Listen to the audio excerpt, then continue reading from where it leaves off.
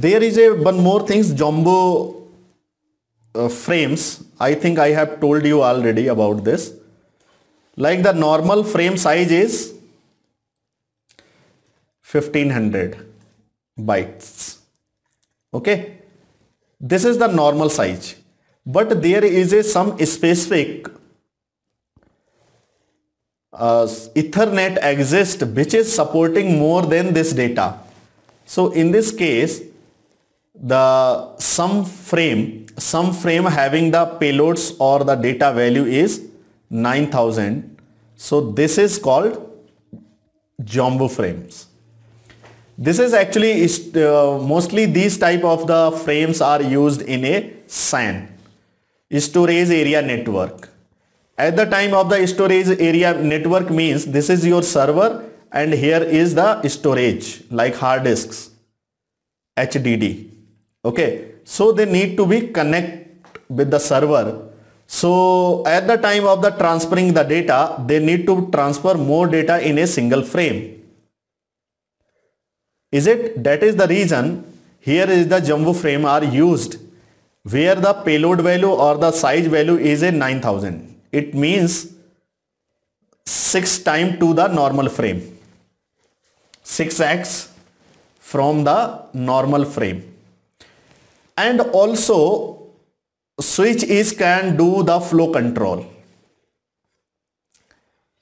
Now what is the flow control? Flow control means like when this data is sending some data to this computer, or this switch is sending the data to this computer, if there is a possibilities like this switch is sending the more data, but the Ethernet cannot process the same data, so switch will stop the sending the data.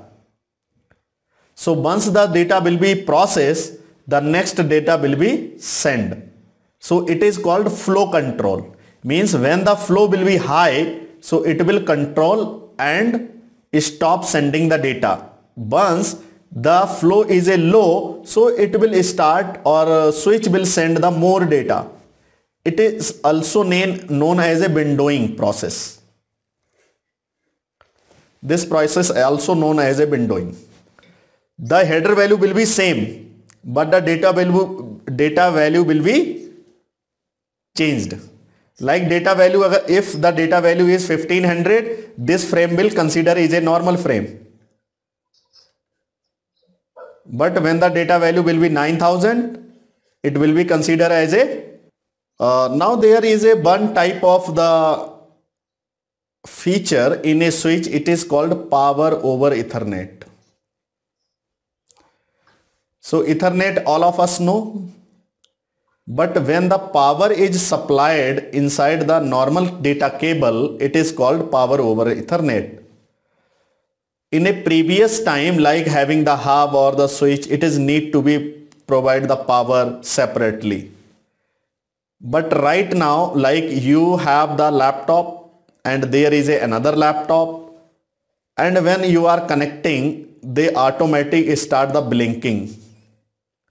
Why? Because the data as well as power is traveling inside it in a same cable. There is no separate cable required for the power supply.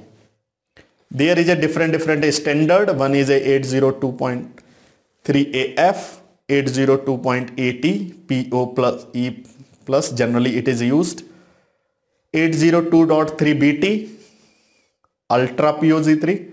They need the 51 baud